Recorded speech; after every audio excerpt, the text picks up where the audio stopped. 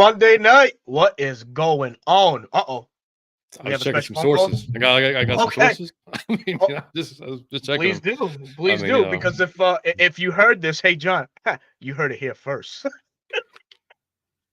yes, absolutely. Gotta have fun with it. What's going on, everybody? Uh, Welcome to the 95 North Falcons talk show, man. I am joined by my friend and guest, John from Audio Falcon. Mine missing in action today is Mike, but Mike's doing his thing, man. Mike's somewhere where in the Carolinas, you said? yeah, he's making some money over in South Carolina, so he's Good for him. hopefully he'll pop if he's back to the hotel, he'll probably pop it in the chat if he's got time, or maybe he's scouting out some places in South Carolina that he may want to Oh, check out tonight because we know how Mike does, but wild man Mike, man. But no doubt, no doubt. But John, man, what it's a been a life, long time, man. It's been a while dude. since It's we got to been collaborate, man. too damn I long, mean, buddy. yeah.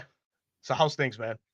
Dude, things are great, buddy. I'm it's insanely busy. I guess by choice and also just by what's going on in like life right now. I don't have a lot of time to get on Twitter, which is kind of nice because I'll pop on, I'll Yeah. see some just insane stuff, and I'm like, you know what, this is probably good. I'm not on here right now a whole lot, so and I'll pop off. So, but yeah, it's going great, man. But baseball's kicked back up. This last Yeah. season started on all this last weekend, so we were at the park until 11:30 p.m. on Saturday night.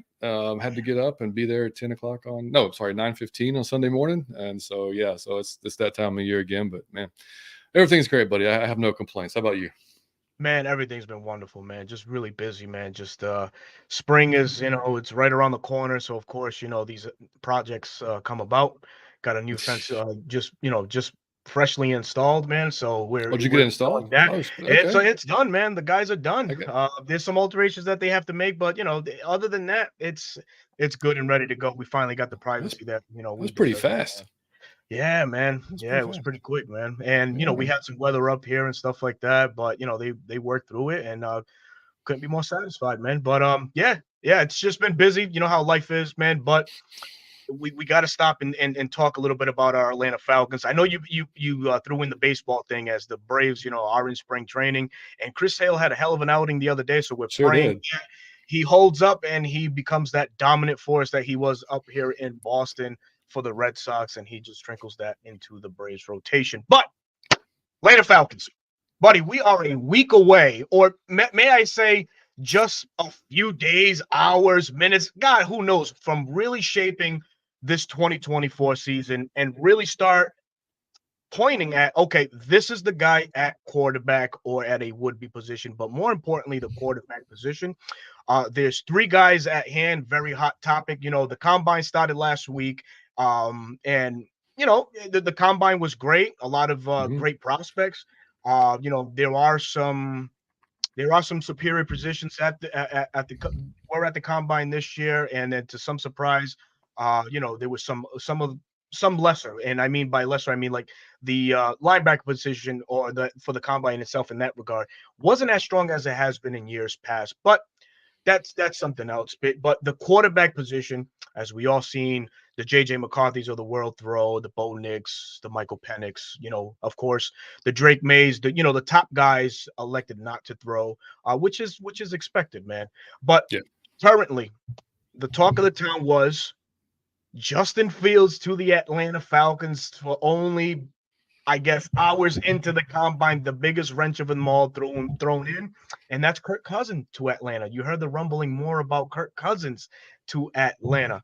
With all this, man, and now to throw his name in the hat, Russell Wilson recently got Yeah. dropped by Denver, just making things a little bit more spicier and really just to the Falcons choosing. But before we get into that, into specific, how do you feel about those three guys? And whichever direction you want to go in, whichever order you want to talk. Man, it's tough. I can see reasons why you would go each guy. I can see reasons why you wouldn't go each guy. You know what I mean? Like, and I don't fault anybody for wanting one of those over the other ones. Like Mhm. and I mean, not to just, I mean, I will answer. Dude, it's just tough, man. It's because I Mhm. get the injury concerns with Kirk. And I Mhm. go back to what Savion said on our show with it. We did about with quarterbacks. Savion Mixon. Shout out to Savion. He's a writer for the Shout Vikings out. Wire, and he taught and he said, Kirk is basically the perfect system quarterback, right? You're going to get exactly what you want out of that system, but you won't get anything more and you won't get anything less. So there's not going to be any creativity outside the pocket, stuff like that. Mhm. So,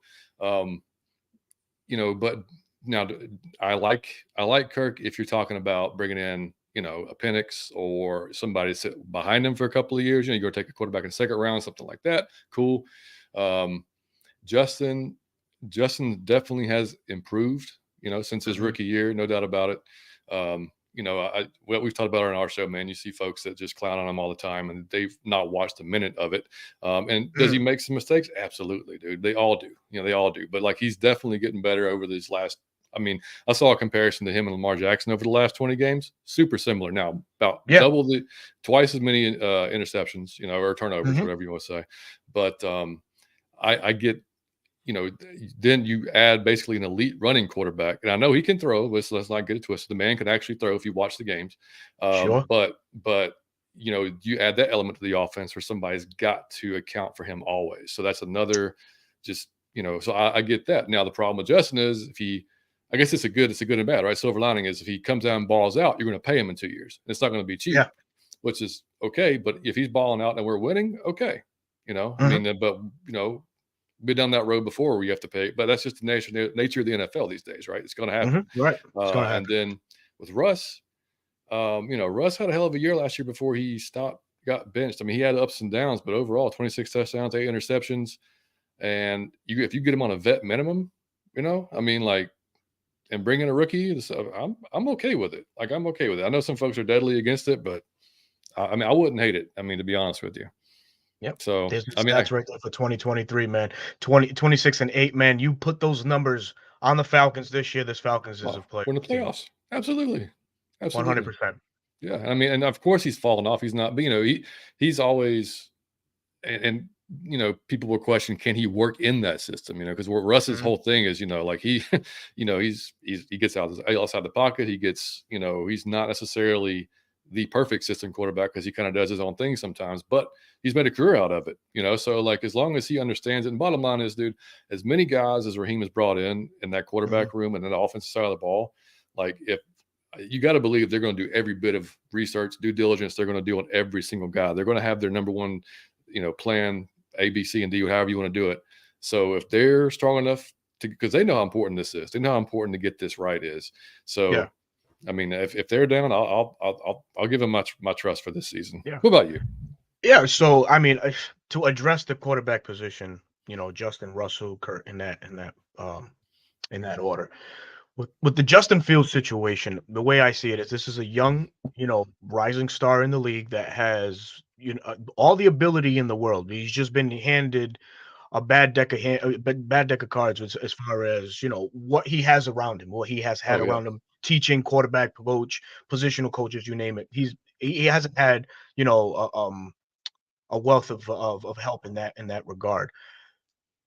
But you see the trajectory and where it's going, right? I think a lot of people can see him. You put him in an offense in Atlanta that features, of course, which we've already spoke so much about with the Pitts and the Drake Mhm. London, the Bijan, the Tyler.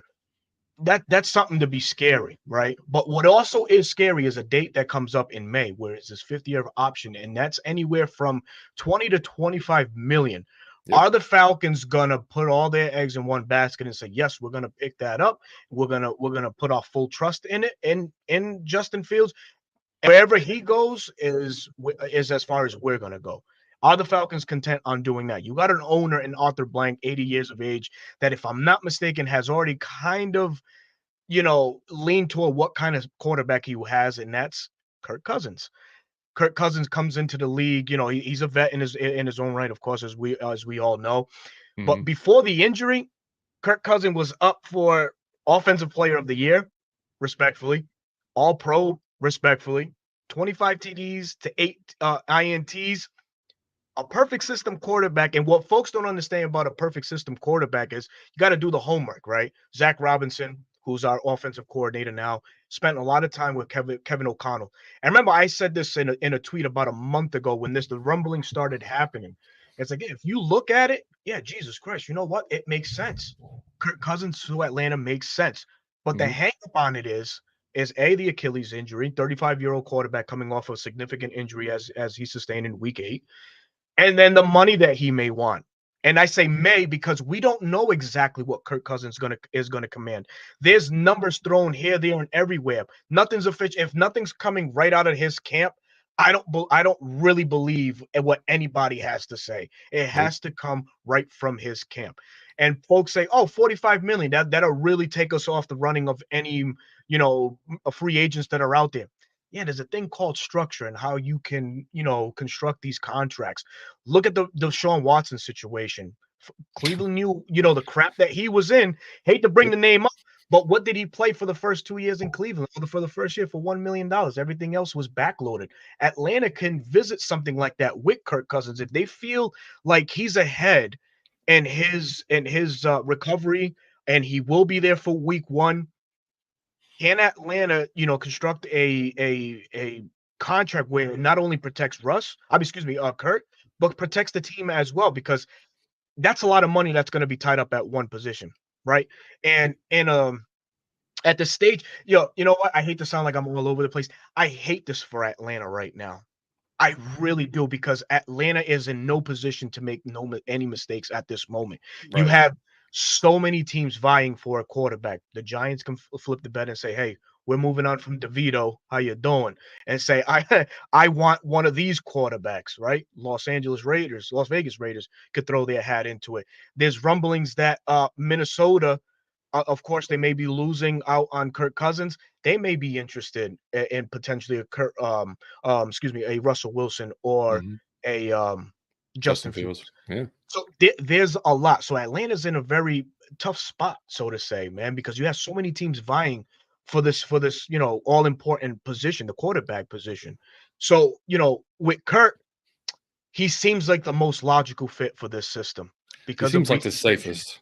the safest, exactly. Yeah. Best word to use. You got your Zach and your Kevin O'Connell connection. Him being under Kevin O'Connell's offense kind of runs a variation of what the Rams run in Los Angeles. Zach Robinson is rumored to, and Raheem want to run that same style in Atlanta. So bingo, there's a marriage there. So it makes sense. It's the safest one. Now you go on to Russell Wilson, decorated veteran, 35 years of age. Won a Super Bowl already, has all the accolades. Let's just say he was just in a bad situation with Sean Payton. I can't stand Sean Payton. He's an arrogant prick. Nope. So Asshole. yeah, pretty much, right? So Yeah. it's just like, he thinks that his system is, the next thing is sliced bread, and it hasn't been the case because you took a quarterback that was great and really made him not look as, a shell of himself, pretty much. So with Russell Wilson now being available, that throws a wrench into the things as well, because that's a guy that you can get potentially on whatever is deemed to be a team-friendly deal in Russell Wilson's regard. This is a guy that's 35 years of age, has been in the league for a while, has the resume to back him up. What's he going to settle for? Or what does he ultimately want? Does he even want to come to Atlanta? That's the other thing. Yep. That there's a lot with that. Wife being Ciara from the Atlanta area, of course, the whole hip hop scene with Future and stuff like that. That's a distraction waiting to happen. And in its own sense, this is a guy that's a very, God-fearing man. He puts his family and God first. Does he want that sort of outside noise on a constant basis? Because, buddy, you live in Atlanta, you listen to those airwaves, and they are ruthless and relentless when it's a hot topic. It's it's attack mode all day. So there's a lot of pros and cons with it, right? Can you, by chance, or to the best of your ability, give us a pro and con for each one of the quarterbacks mentioned that is or soon to be available? Yeah, man. I mean, like I think we just said it for Kirk. The pro is he's safe. Like you know what you're going to get. And like you said, those numbers before he got hurt, dude. I think it's a 103 rating too. Like just like just stupid good. Like he was literally on an All Pro MVP pace before he got hurt. So that's safest pro for Kirk. He's going to give you what you want passing wise out of the offense. The negative is, yeah, I mean. The negative, he's not going to give you anything else. Like he's not going to be able to run. He's not going to be able. And yeah, I mean, I said on our show a few weeks ago, I don't have a huge concern about the Achilles because Very rarely in sport do you see a guy blow the same Achilles twice. I mean, it's True. it can happen, but it's not Could. the most common thing in the world. I mean, he looked pretty good throwing the other day. He looked pretty good dancing on stage there at the on ESPN. So it Yeah. looks like it's healthy. But that's probably the negative. For Justin, the pro is the opposite, man. You another weapon. Like, you have his legs. Yeah, I don't think he's reached his peak yet. Like you said, I mean, he was surrounded with literally nothing in Chicago for his first year. They improved slightly his second year, but not really. The offensive line was still garbage. Donnell Mooney was his best target. You know what I mean? And not really a good running game. Now this year, you give him DJ Moore, you give him Cole Kmet. He's got a little bit better offensive line, and you see progress, right? So I mean, and that's when folks throw wins out there, I don't care who you're talking about, whether it's Desmond Ridder or Justin Fields. Like, wins is not a quarterback stat, man. That is a team stat. It's 100%. They can, of course, they're going to affect it, but I mean, they can't do everything, so they have to have those pieces around them. So the negative on Justin is the not knowing factor, right? The unknown, because you're betting on potential, just like you would be with a rookie quarterback. But with a rookie quarterback, you've got that extra time. You know what I mean? Like, you don't have to pay that guy. So you're betting on potential now, and you have to pay him real quick. So that's the scary part about Justin. And then in Russ, man, I mean, you saw what the pros were last year in offense. I don't think he was comfortable running anyway. He just, Sean Payton wants Drew Brees. Like, he wants that reincarnate of Drew Brees in that offense. And that's just not how Russ plays. Yeah, no, exactly. Right. So, it was a bad fit. I mean, and Zach Robinson, man, he was a mobile quarterback himself in college. Sure. He wants an athletic type of, I don't think he wants a statue back there. I think he prefers like an athletic type of guy. Yeah. So that's a plus on Russ. Negative, Russ isn't great throwing across the middle of the field, which is, if you watch a lot of Ram stuff, I mean, they run a lot of digs. It's similar to Arthur Smith's offense. Smith offense, very good point. But it's ran so much better. More efficient. Spacing's better. I mean, like, they do a ton of motion in their passing game, pre-snap motion. So can he do it? Yeah, probably, but like, that's not necessarily his game. So that's kind of a negative on Russ. And again, it's like, the older factor, a little bit slower, a little bit less, in the tank, but again, if you're talking about, if he's mentioned he's willing to play for a vet minimum, since he's getting paid $37 million this year by the Broncos, man. Yeah. I'll take him on a vet minimum every day and bolster every other possible thing I can. Go get my rookie quarterback, sit behind him, and if that's the case, you know what I mean, and see what we can do. I would have no problem going down that road. Yeah, man, that's awesome. And before I get into mines, man, let me shout out the chat real quick, man. The chat is active. It is Liam is in the building. What's up, buddy? But yeah, what's going on, buddy? Rishi Mohan is in the building. Justin Jefferson, one or ATL Cousins with the U grill. Oh man, King Atlanta supporter, what is going on? Falstaff Falcon is in the house. What's happening, man? Let's see, Carrie, excuse me. Oh man, my accent. Carrie, what's going on? How you been? All ball as well. Witches, she's in the house. George Johnson is in the house. Bellows World is in the house.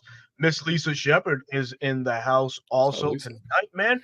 Really appreciate everybody taking the time to join myself and John talking this Falcons football. Folks, you see the ticker on the bottom, and if you haven't subscribed to the 95 North Falcons Talk Show or out of your Falcon Mind, please do so. The links are both available at the top of the comments. We would greatly appreciate it. Also, please run up the likes as you come in and out. We greatly appreciate that. Travis Preston is in the building. RJ ATF Life. The plug is in the house. What's up, buddy? Our very opinionated friend of the show, William Amy, is in the house. Love William, man. William always has a good thought or two, man. King Atlanta. Speaking of friend of the show, Mr. Wallace, stay in your lane. Smith, he'll get at you. He'll put you right back in your lane. I love that about Wallace, man. Ryan is in the building. Oh, man. There's a 10K subscriber up in there, 10,000K plus subscriber in the building. Man, we're being noticed by him. We must be doing something right. Shout out to Smitty Sports Machine. What's going on, Smitty? He's in the building. Dirty Bird Dying and Playboy Darren. What's going on, brother? How you doing, man? up, Hope brother? all's well with you, man. Thank you for joining the stream this evening. Chris Money Sign 41 is in the excuse me, 541 is in the building. What's happening? A1 Forever. Chris Tip Moore is in the house tonight, man. The very Chris, lovely baby, what's up, Joy, Blink and Stitch. Joy, How what's you going doing, on? Miss Joy?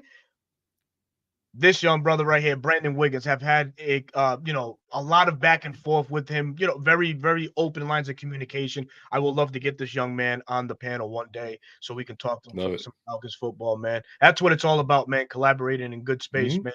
He's had some wonderful things to say and add on the comments under some of my previous videos. Definitely appreciate all of that, man. Let me see who else is in here. T. Terry is in the building. Mini 95 North is in the building. Justin Swisher Sweets is in the building. Oh boy, that Desmond Ritter name. We'll touch on that in a little bit. Boy, the list goes on and on. Reggie 2K, Bobby Corral, Mactown Dirty's in the building. Atlanta Dog 88. Appreciate everybody taking the time. So we're talking about this quarterback situation for the Atlanta Falcons. John just gave an amazing breakdown of pros and cons. I'm going to give you mine real quick, and I'm going to start from the two veterans over then to Justin Fields. Russell Wilson and Kirk Cousins, one's the safest, one's the cheapest. And I think Brandon Wiggins in the comment made that, and I agree 100%. The safest is Kirk, cheapest will be Russell Wilson. But other than the monetary portion of it, what do bringing in a Kirk Cousins or a Russell Wilson offer for Atlanta is the possibility of still being aggressive in the NFL draft this coming year, right? So the notion is we're at 8, but there is rumors that we may trade up as high as 3, high as 4. I've even seen some mocks where we trade with the Chargers at 5, depending on how the scale of these top tier quarterbacks fall. We don't know. I know one thing's for sure. Somebody in the top 5 is going to mess up a pick where they're going to take somebody possibly that doesn't belong in the top 5 and allow somebody to drop. It happens almost every year. Hanging our head on that it will happen, and maybe a Drake May or Jaden Daniel falls. Those are the two that I prefer, but that's just me. But bringing in Russell Wilson or Kirk Cousins allows you that. What it also allows you is to be BPA at 8. There's a lot of defensive talent in this year's draft. There's there's a lot of good versatility when it comes to these edge and defensive edge defenders. Cornerback is another deep position in this NFL draft this year.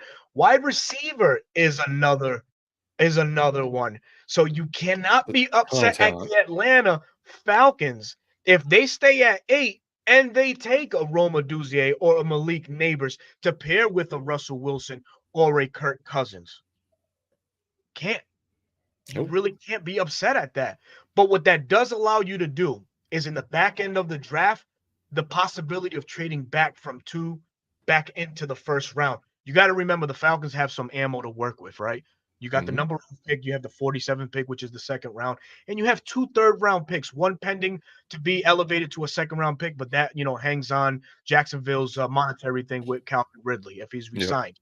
But we'll keep it as it is right now. They have 2 number 3s, a number 2, and a number 1, right? You can package something where you can trade back into the first round, a la what they did in 2019 to draft Caleb McGarry with the 31st pick, where they traded with the Rams. Michael Penix has seemed to elevated his status in this NFL combine, throwing measurables, you name it. All the medicals, passing medicals, passing medicals. I know that the red flags, as you mentioned, the medicals and stuff like that. Yes, he had 2 seasons where, they were ended prematurely due to, season-ending injuries, right? And you hate that for anybody. Of course, a guy like Michael Penix who has all the makeup in the world, right? But then there's also this, the national championship game against John Harbaugh and that vaunted Michigan defense that really kind of exploited him. But having a Russell Wilson or Kirk Cousins allow you to take a page from what the Green Bay Packers did with Jordan Love and allow that rookie to sit and really learn the nuisance of what the quarterback position is, how to study it, how to attack it, how to prep for it. That's the benefit that I see with going the Russell Wilson or the Kirk Cousins route. You're not giving that opportunity so much with Justin Fields. Correct. Because if you sign Justin Fields, you're going to be giving up a second rounder at most. The most is a second rounder. So now you're thinking just BPA at 8, and that's pretty much it, right? I doubt that deep into the second round, you're going to have a guy available like a Michael Penix. Then the names of Bo Nix, JJ McCarthy come into play. Spencer Rattler comes into play. I think it's a little too early for Jordan Travis out of Florida. He might be a name in later in the rounds. But if you really want to rectify the problem and elevate that quarterback room, it's a solution where getting Russell and Kurt allow you to take that quarterback of the future. Not so much with Justin Fields. What Justin Fields allows you to do also is take that BPA at 8, whether that be a Dallas Turner, an offensive lineman of the future, another wide receiver, or it can give you the ability to trade out, which is something the Falcons haven't done. We finished with the 8th pick, the last 3 or 4 years, and we've stayed there BPA. Could this be a year, if we acquire Justin Fields, that we finally trade out of the top 10 to really build on, other aspects of this Falcons team? What do you think, John? Yeah, it's possible because, I mean, the Broncos are at 9, right? They're right behind us. No, the Bears are right behind us The at Bears, 9. yeah. Yep. So, yeah, I mean, dude, it's possible that a team like say we do take Justin and we move back a couple of spots, and pick up more picks. You know what I mean? Because like you said, dude, the edge rushing class is deep. The offensive line killed it yesterday. Yes. And at the combine, there's depth there. We know the receivers are deep. So I mean, yeah, if you get to your Justin Fields and say unless you just have your heart set on a Dallas Turner or pick your guy at 8, and you think you can be fine moving back a couple of spots, dude, I wouldn't be surprised to see it at all because again, you got that's options you have to explore, especially if you're 100% in on one of those guys. Very, very balanced. So we're gonna switch gears now. This is what we're coming off of now, man. Appreciate everybody that has something to say in the chat. The chat is very active this evening. Uncle Steve Lounge is in the building. Michael is in the house. Christy Lewis is in the building. Oh man, so many of y'all, man. Smitty again bullshitting in the chat there, like always. Timothy Davidson, David R. I love it, man. Let's see. Let's Get It GA is in the house as well, man. So appreciate everybody chiming in and tuning in this evening, man. This is Atlanta Falcons podcast, 95 North Falcons talk show, out of your Falcon mind. So this, you mentioned defense. Let's talk about the defense, my friend. Right?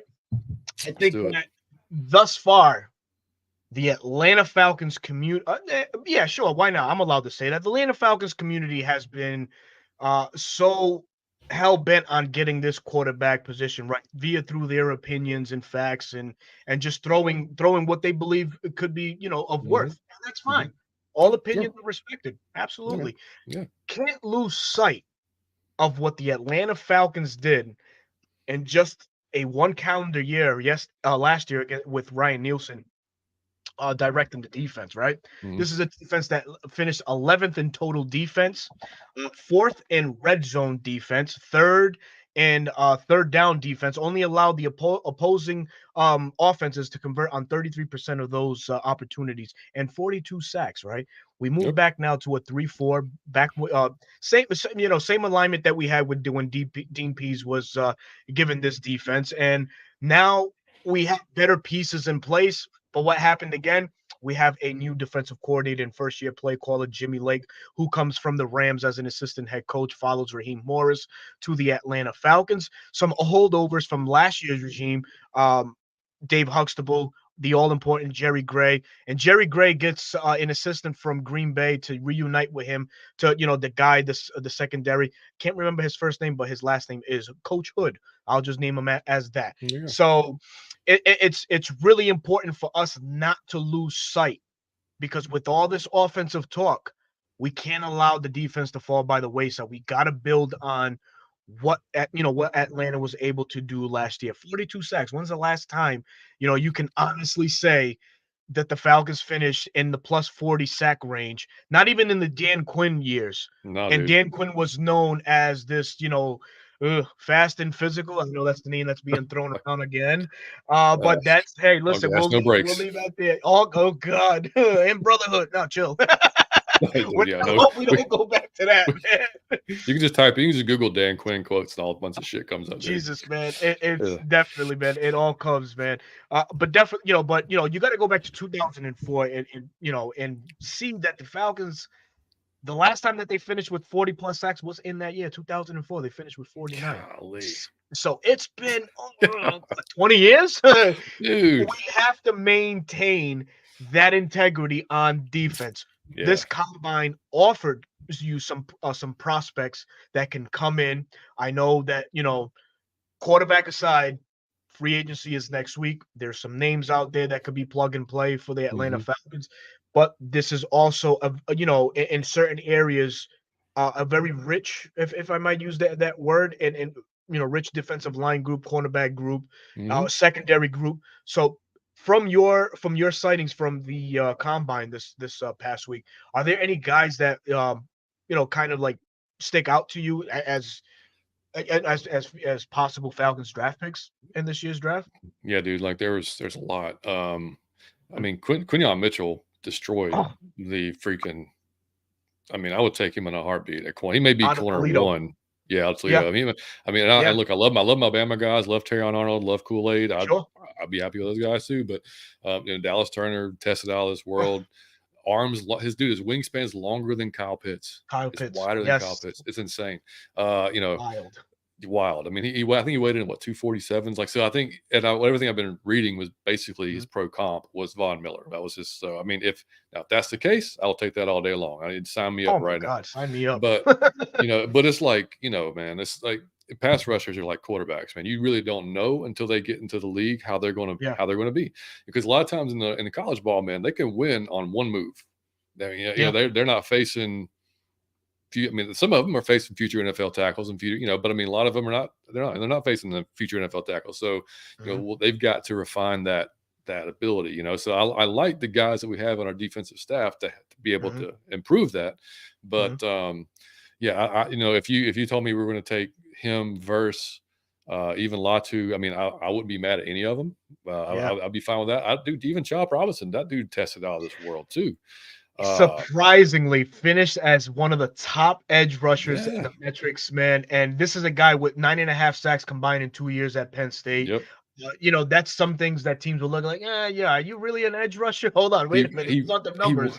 He wins on speed alone. That's been his thing. Like, that's what his thing he is so fast. Like, he is so fast off the block, dude. Like, I mean, like, as soon as it looks like he's almost offside sometimes, just watching some of the film, you're like, damn, like, he is so fast off the ball.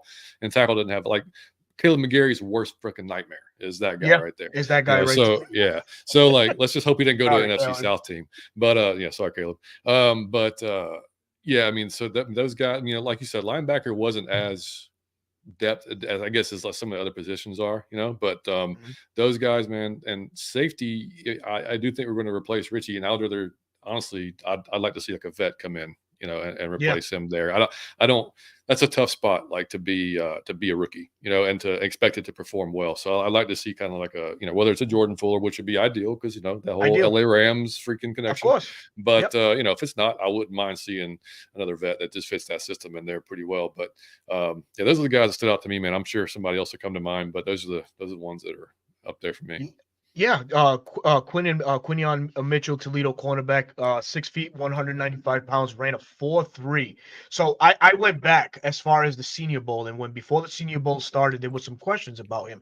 He came in highly regarded. We got to look at this kid, Mitchell, out of Toledo, has the makeup size, to stand the test against these everyday wide receivers. And boy, did he ever! Shifty receivers, check mark. Tall physical receivers, pressed them. Sticky man-to-man, no problem. Dude. Blade the 40, it was unbelievable. This kid helped himself into that mid round, possibly getting drafted. But if he slips anywhere into the second round, I mean, I don't know, just wildly speaking here, I would love him in a Falcons uniform, man. Dude, he's so smooth, dude. Like watching him, his hips are just like so fluid. It's like you don't even. It's his feet. I mean, he was super impressive, man. For not really seeing any Toledo games, you know what I mean? Like, I mean, no, you don't see those at all. You don't. I mean, so but just watch them on the field, man. You saw like, okay, I get the hype. I understand it. One guy that I'm just like kind of head over heels about. I mean, I have two draft crushes now. I mean, I should mention Byron Murphy too. I like Byron Murphy as well. oh, Byron Murphy, the Yeah. second out of Texas. You know, him Mhm. and his running partner Tavondre Sweat just formed. Yeah. You know, just they were a wrecking crew in the middle of that Texas Mhm. defense. Man, the only knock on Murphy is the size. He's only 6'1", right? Right. But everything else is there. You know, there's a 6'1" guy currently on the roster by the name of Grady Jarrett that, Sure is. Yeah. made it work for himself. And there's also an all pro in Los Angeles that just makes a life out of just beating people to hell. There's another guy that fits the mold with both of those guys, as I just mentioned, and Brandon Frisk out of the Seminoles, man. 6'5", What 294 points. It's 294 pounds. The 44, what do you run? A 4.74, 4.78, monster. man. Yeah. The 10-yard split, the shuffle, all comparable to Aaron Donald. What is a guy at 6'5" doing, running those just those metrics, just being put in that same breath as Aaron Donald. It's unbelievable. But it is, for me, a position of need, right? You got David Yeah. Onyemata, you got Grady coming back, from a major knee injury, as we all know that. But the depth behind it really, it's really it's struggling. It's Big struggling time. right now. We don't know what the hang up is with Taquan Graham. Is he coming or is he going? And other than that, I can't even really tell you the backups, and that's an issue for me. So you got your two main guys, Ominyata and Grady, not your traditional 3-4 guys. You insert a guy like Brandon Frisk in the middle of that defense, allows you to now play you know play with the defensive line a little bit more. You can intertwine your Zach Harrisons, Mhm. and and your Grady's at different positions. So Brandon Frisk for me, if the Falcons elected to trade out of the top 10, and if somebody gets froggy enough to want to leap at 8, I wouldn't mind Brandon Fisk being the draft pick at one of those 15 to 16, 17, maybe. If we Yeah. trade back that far, I don't foresee that, but weirder things have happened in the NFL world. But Brandon Frisk really made a name for himself in Sure this did. combine, man. He really did. Another guy that could be plug and play for the Atlanta Falcons too. I've mentioned him a lot. Is Brandon Dorlus, defensive tackle out of Oregon. Yep. 6'3", 295 pounds. They list him as edge, but if you go back and you see the Oregon tape, they used him up and down the line, defensive line. I've said this comparison before, man. He reminds me a lot of what Kobe Turner did for the Rams last year under Raheem Morris's defense. Kobe Turner was 6'2", 6'3", same size, Yep. and that was their nose tackle per se. And he had 5 sacks last year. He just wreaked havoc. And Brandon Dolis can offer you that same, just that same playmaking ability. So Mhm. that's another name to keep an eye out for, man. And yeah, sure, I might sound like it's very defensive line driven or heavy, but it just needs to be. We don't know also what's going on with Calais, so Right. it's like Yeah, you and know we may Lorenzo Carter may be cut, I we mean, don't know. Bud Dupree, who Ex- knows about that? I mean, we don't know. and that's the scary thing, is not knowing where these guys are gonna end up. And within this week, there's gonna be some news coming out, as teams are gonna Mhm. be fighting. Well, we're just our team in particular gonna be fighting to get under the cap a little bit more, as we all saw last week. John Smith, the first cap casualty victim. Um, there's probably more names to come. You just mentioned Zoe Carter might be one. Uh, Mike Hughes might be another one. Taylor Heineke might be another one. So Gone. there's a Yeah. lot of moving parts that are going to happen within this week. But it's not out of the ordinary to think who can come in for the Falcons, regardless of what we do at the quarterback position. So defense has to be shored up, or just strengthened a little bit more. We can't lose the integrity that we had last year. Last year was it was amazing to watch those boys go to work the way that they did, man. 100%. Yeah, I mean, and they I don't think switching back to the 3-4 is that big a deal because we still have some holdovers from it. Ebiketie obviously was Yeah. drafted into that, and we might see D'Angelo Malone get a shot because he was basically a special teamer last year. So that's not, the biggest need probably if we're going to be in a 3-4 for any amount of time is going to be probably that big nose tackle type of guy, like this, and in the middle there. But Onyemata could probably do it, but that's not his best. It's not suited well for that. Same thing with Grady, So I mean, I wouldn't be surprised to see him add that type of guy. But I mean, like you said, man, it's just you can't.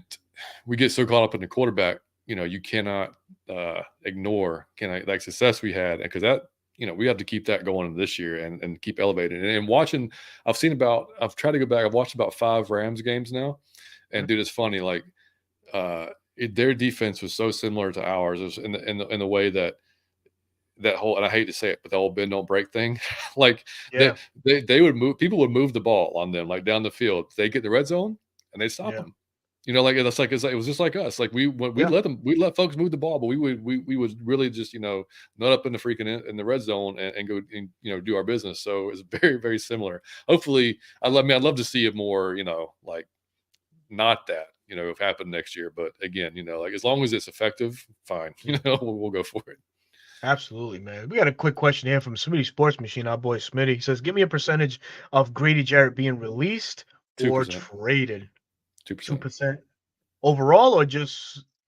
I don't think they're getting rid of Grady or trading him. I think not only but having that relationship with Raheem, from the previous regime, but like just what he means overall to the defense. And like you said, we are. I mean, I understand his contract, but we are not high with veteran guys on that defensive line, and we can't have a room full of just completely young dudes. So I think having that dude and his work ethic and how he just conducts his business as a pro around any young guys, you gotta have him there. Now next year, maybe we'll see. Year 2 down the road, we'll see if he falls off or whatever. I mean, he wasn't having a stellar year last year before he got hurt. I mean, I thought he was going to be better than he was, to be honest with you. I thought Onyemata was going to be like that key to really unlock Grady, but it's kind of the other way. Like Grady was almost unlocking Onyemata in a way. Like it was like it was reverse. Yeah. So I mean, I just don't see him moving off of him. I mean, that would surprise me a big time. Yeah, I'll say I don't see him getting released or traded. Even what can a guy 31 years of age, coming off a major knee injury, really get you back as far as trade value? You know what I mean? Right. You're not going to upsell and say, oh, he's been to the Pro Bowl, or he's had 3 sacks in the Super Bowl. You can't throw that at teams anymore. No, they're going to say like, no, I want to see him go a season. I want to see him. Go the season, see what happens. Yeah, exactly. Right. And they'll say, what have you done for me lately? Because that's what business is. Business is cutthroat. So, I mean, I don't think he would net that much in the return. What I can see is a restructure. And I think this 100%. Is their last restructure, which would net them somewhere 5 or 6 million in cap space to gain in cap space. I think that's the route that they will go in. But I don't think you can release a pillar like Grady Jarrett. In no way, man. Nah. Agreed. Yeah, there's another interesting name that has hit the market.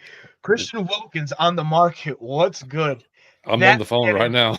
Brother, he's going to get paid. He is, dude. Paid. I looked at him in the year that he came out. It was Jovan Kinlaw, Christian Wilkins, and then there was Chris Lindstrom. I didn't know much about Chris Lindstrom. Me either. I knew more about Wilkins and Jovan Kinlaw than I knew about Wilkins. But Wilkins, from year 2 on, has been an animal in this league, man. He's probably the best defensive tackle in the league at this moment, man. Just blows up the middle. I don't understand. He does, man. I don't understand why or how the Dolphins are going to let him go. I know the Dolphins are facing a lot of cap scrutiny right now. I think they're minus 51 million right now, so they have a lot of reworking to do and a lot of shuffling to do in their own right. But letting go of a guy like Christian Wilkins, oh my God, man! I don't know how you can bounce back from that. I don't know how that defense bounces back from that. No, they don't have that kind of depth. That's not a guy you just plug and play somebody else. It doesn't happen that way. No. Yeah, no, man. No. As William Amy says, Taylor Heineke is next. I'm surprised he hadn't already gone. But yeah, right, man. So any more questions, you guys go ahead. Feel free to drop them in there. Mr. Wallace Smith, I think they're going to bring in a safety that played with the Rams and Fuller or Johnson. Yeah, I can definitely see that. I could definitely see that. There's another kid in the draft. Excuse me. Well, yeah, in the draft and just finished the combine. Taylor Newbin out of Minnesota, man. 6'2", playmaking safety, man. 5 interceptions last year. It's just a ball hawk, man. Mm-hmm. Um, I can see if the Falcons really want to build a tandem for the future, then that's a route that you're intrigued to go with. Having two physical ball hawking safeties in the back of your defense. Go ahead and just patrolling that. Taylor Newbin fits the bill on that. And there's another kid I want to throw out there too. He comes out of the division of football FCS. Mm-hmm. Uh, Jackson. No, I'm sorry, Jalix Hunt.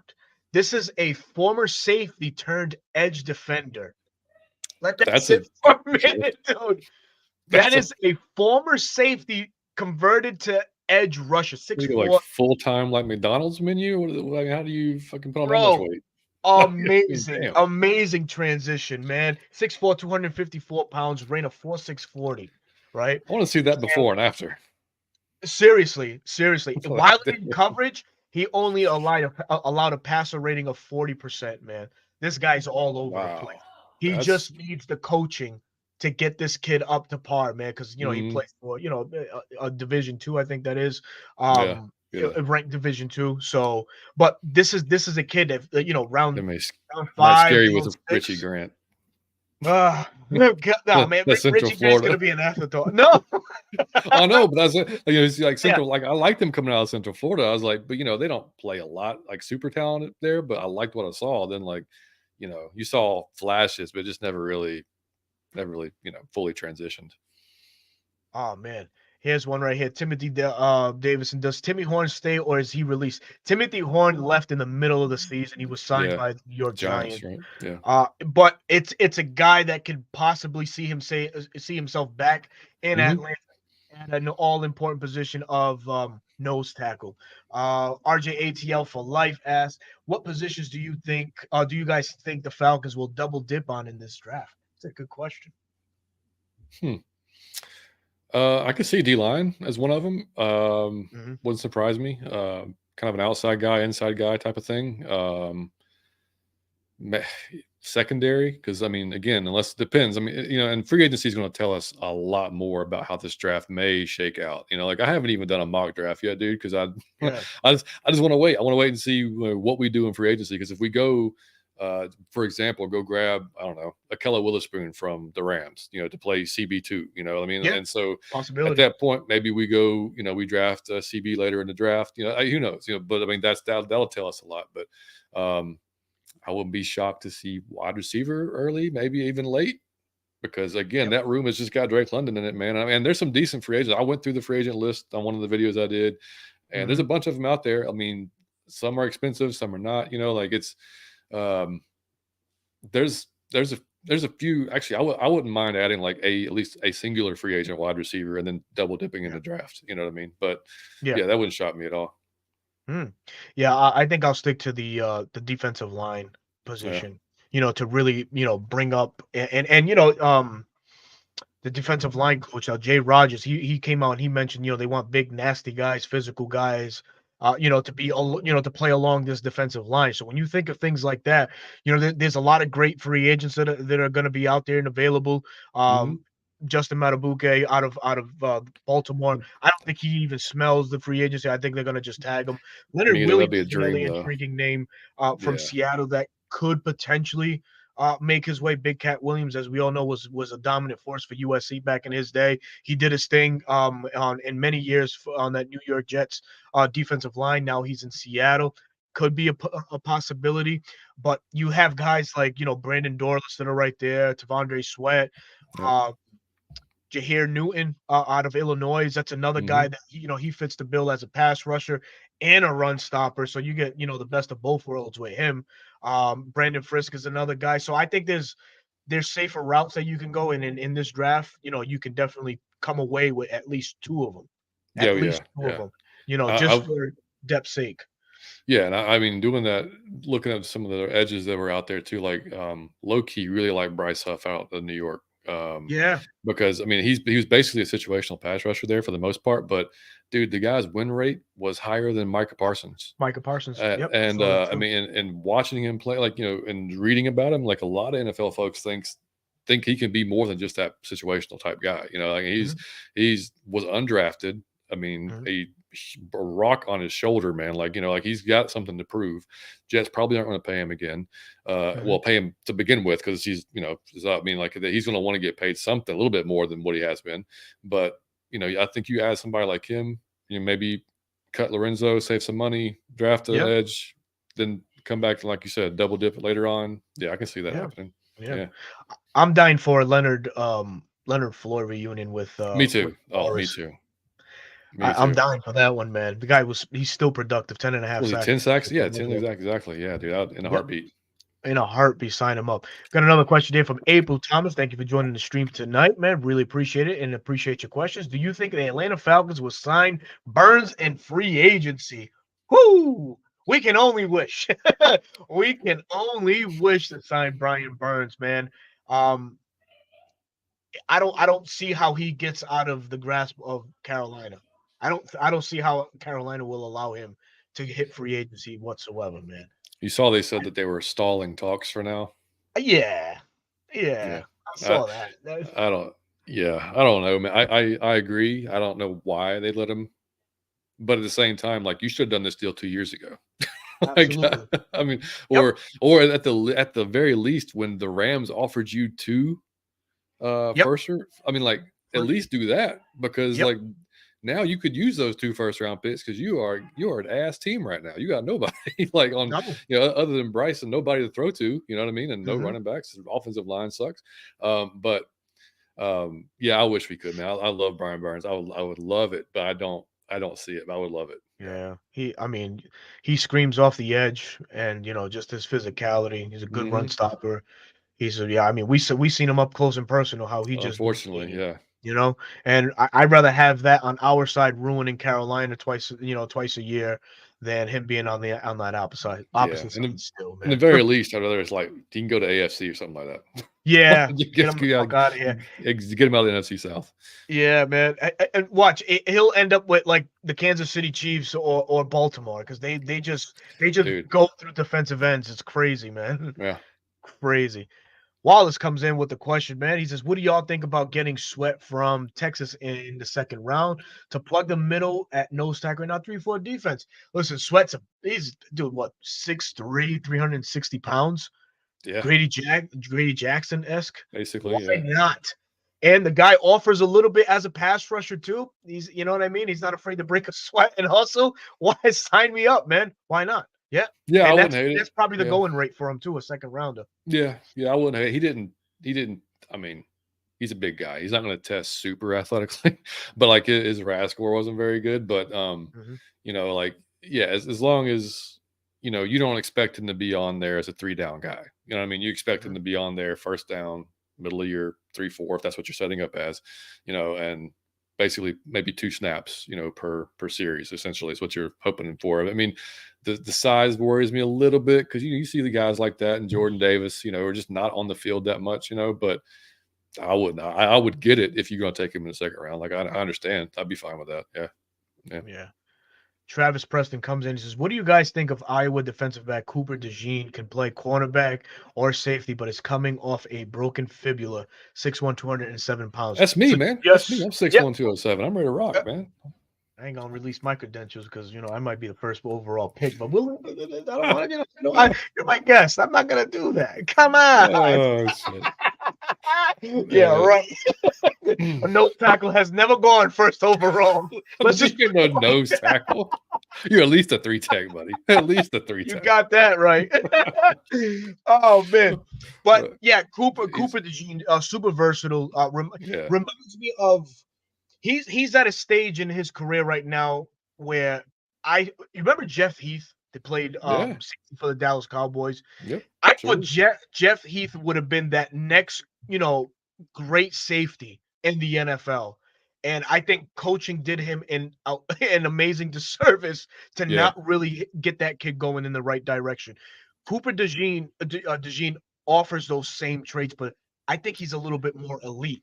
He tracks the ball very well. He's a physical, physical player overall. Yeah. Unfortunately, yes, the broken fibula, but he has the desirable size for a defensive back. His stock may fall because of that. So, let that stock fall to the third round. Dare I say, why not? Why not take a flyer on He's him?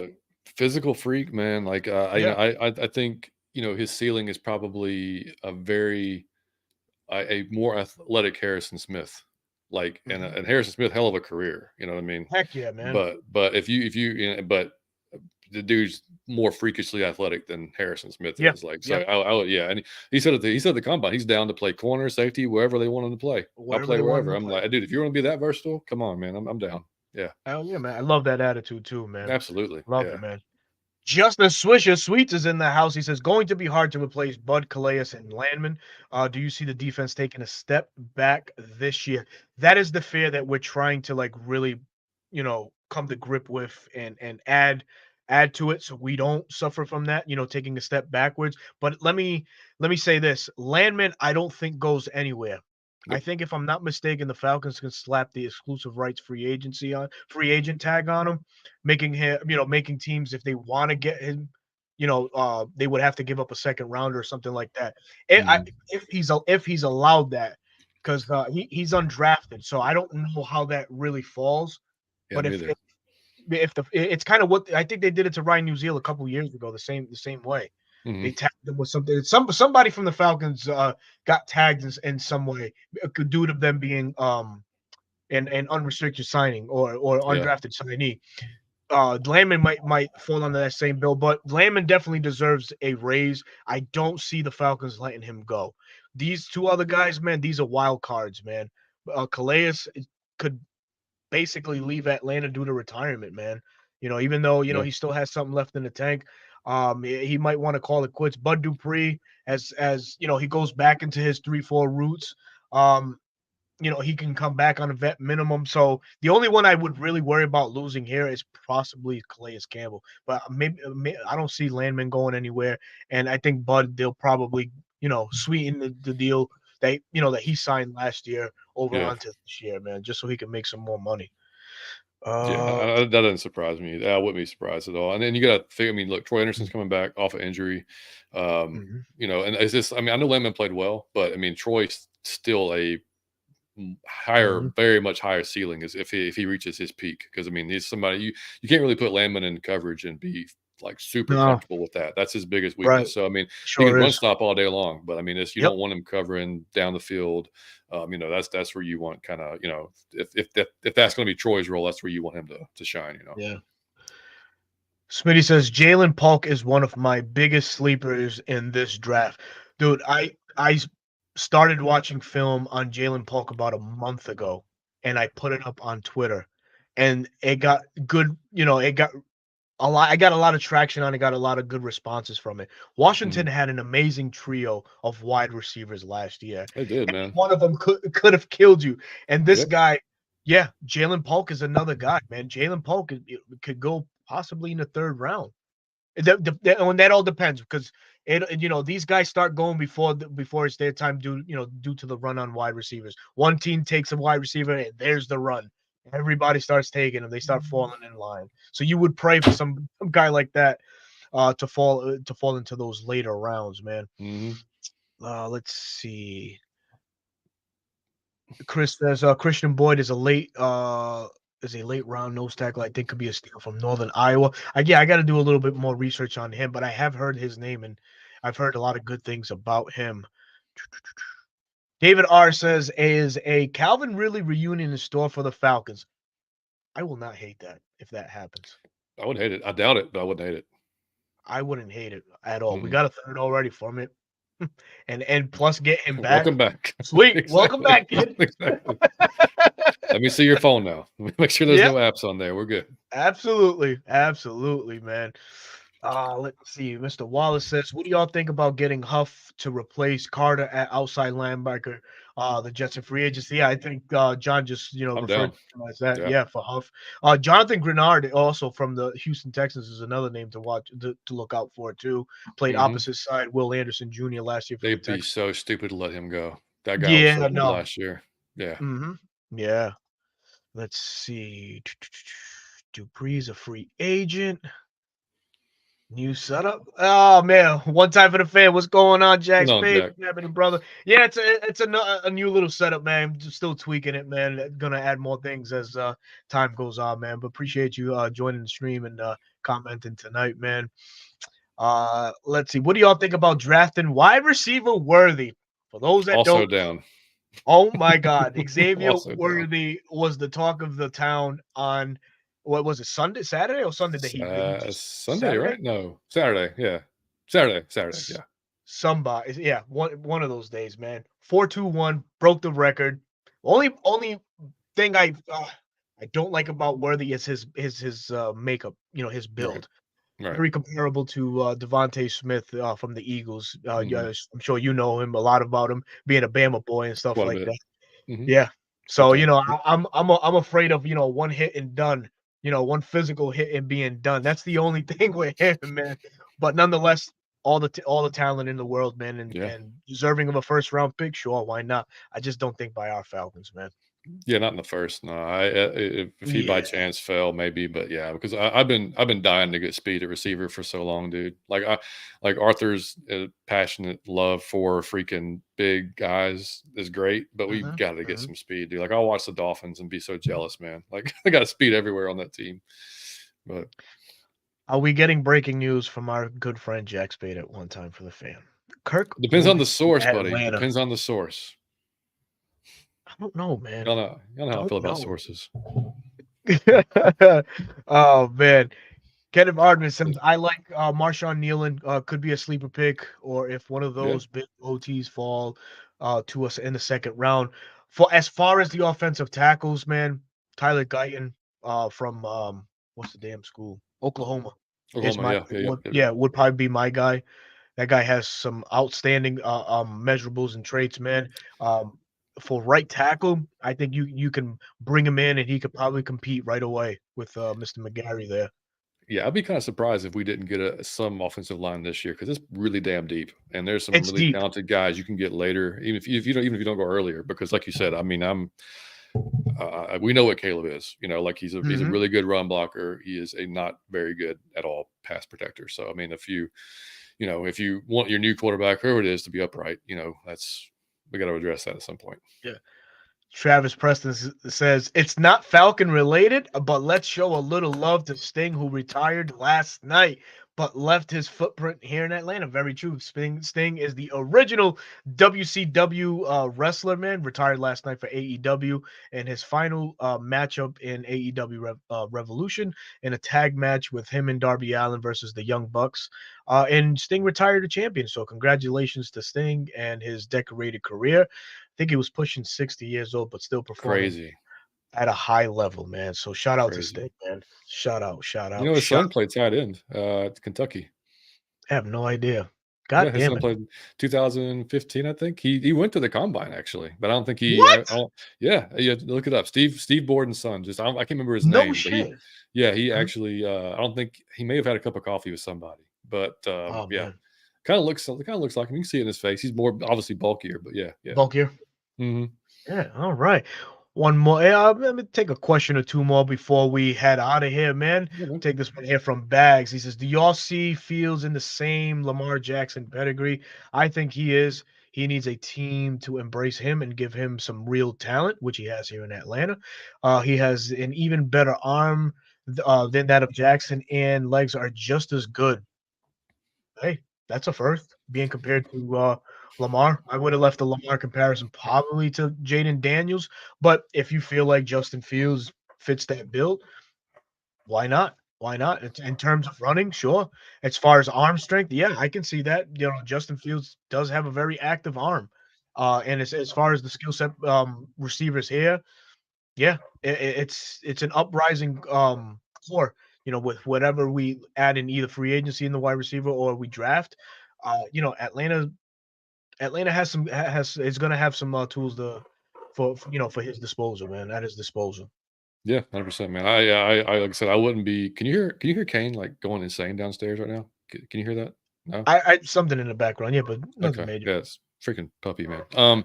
Anyway, yeah, I can see yeah, I can see the comparison. I mean, as far as that, as far again, not having anything around him, clearly he hasn't. Um, like I said, I've seen things on Twitter where folks will post like one play and like, see, he can't do that. Like, see, I told you he can't do that. And that, you can do that for literally any player in the NFL. You can pick a clip, good or bad, Mhm. and put that on and say and try to prove your point that way. And it's just not a very good way to do it. I mean, it's just like he's gonna. You can't talk about the quarterback without talking about what's around him. You just can't. Yeah, Like you it's just just can't. bottom line. I mean, who's his offensive line? Is he kept Mhm. upright? Does he have time to throw? Like all that stuff. So we saw our own Matt Ryan, dude. When the offensive line started going downhill, the dude was seeing ghosts every week. He Yeah, was getting rid of the ball too early, or he was just sometimes falling to the ground without even being touched because he was expecting to get hammered. Like so that happens. But yeah, I could see him excelling with the better squad around him. Like he's not. yeah, Has he missed? Oh yeah. Has he missed some reads? 100%. Like 100%. and Yeah, but you can also throw on tape where like, damn, that's a hell of a throw. He just put a dime on that one, or he read this really well, or he anticipated that throw really well. Like it kind of you got to go both ways if you're going to be fair about it. You know what I mean? So, true. yeah. So I could see that, man. I got no problem with it if that's the way they want it. Like I said, we've already talked about the pros and cons. It's the Yeah, right. he's you're betting on potential that he continues to improve on what you saw last year in a Zach Robinson offense, and that you're not going to go quarterback at all in the draft. That's essentially what you're saying. I'd be surprised if they did. If they that'd be a shock. Yeah. Oh man, but buddy, all good things must come to an end, man. We went over the 1 hour mark, man. This was so much fun, man. Again, man, I appreciate you taking the time out of your busy Monday and as the start of the week, man. Mondays are Absolutely, so man. heavy, man. But thank you so much for jumping on with me, man. Please let the Of folks course. know where they can find you and plug in your credentials as far as your social media outlets, please. Yeah, man. Y'all can follow us on Twitter. I'm not on there as much this last couple of weeks. Like I said, I don't get involved too much of the hype because we see it every year. So like I don't again, like I make fun of like the sources and stuff like that because everybody's got a source and everybody's trying to be first. Nobody really cares about being right anymore. So like that's kind of like the deal. So, but you can follow us on Twitter either way. Out of your effing mind on Twitter. You can follow Mike basically on TikTok. Out of your Falcon Mind on TikTok. Out of your Falcon Mind on Instagram, and you can email us if you have an email atlfalconfancast@gmail.com, and we'll be back on this week. Is it this week? Yeah, 7:30 this week, back our regular time. And then next week will be Thursday. And then the week after that, we're actually going to switch to Tuesdays at like 8 o'clock because my kid's baseball coach decided to throw another practice on the week. So we now have practices on Thursdays, which kind of screws up the whole show thing. So yeah, so Tuesdays, 8 o'clock. Or 8:30, we'll figure it out. We'll be going live at least during the off season. Then we'll see what the regular season comes up. But you'll see more stuff with Berto and us again. We'll pick Of back up course. the 95 North meet 75 South again very Oh soon. yeah, very soon. And get that going again. But yeah, man, I'm always happy to come on, dude. Anytime you want me to be on with you, I'll be there. So, Of course. and like I said, shout out to Mike, who's somewhere in South Carolina, probably enjoying a nice. Yeah. We'll say dinner. He's enjoying a nice dinner. With some sweet iced tea. Yeah, exactly. Yeah. Oh man, but yeah, been a hell of a night. Thank you to everybody in the chat that came through, dropped their acknowledgement, dropped their comments, man. Really appreciate everybody. We apologize if we didn't engage with you guys enough, but we definitely will the next time around. As the 95 North Falcons Talk Show platform, I like to listen to everybody's perspective and respectfully, agree to disagree with what needs to be said, and we can And that's fine. That's a good healthy way to just, interact with the chat and Oh yeah, everybody yeah. I else. mean, You know what I it's mean? So I love it. So yeah, many people have so many, great things to say. It makes you even think like, oh wow, I could have thought about it that way too. So dude. Yeah, that's what you look yeah. for. That's Like exactly what you look for. I got no issue at all. Anybody wants to come to our, and you know it. I mean, anybody wants to come on our show, have an opinion, that's fine. The Yeah. only thing that one thing that gets you blocked is like the guy that called me and Savion racist twice Yeah, man. That shit's not for called for, for dude. thinking that Justin Fields had a higher ceiling than Desmond Ritter.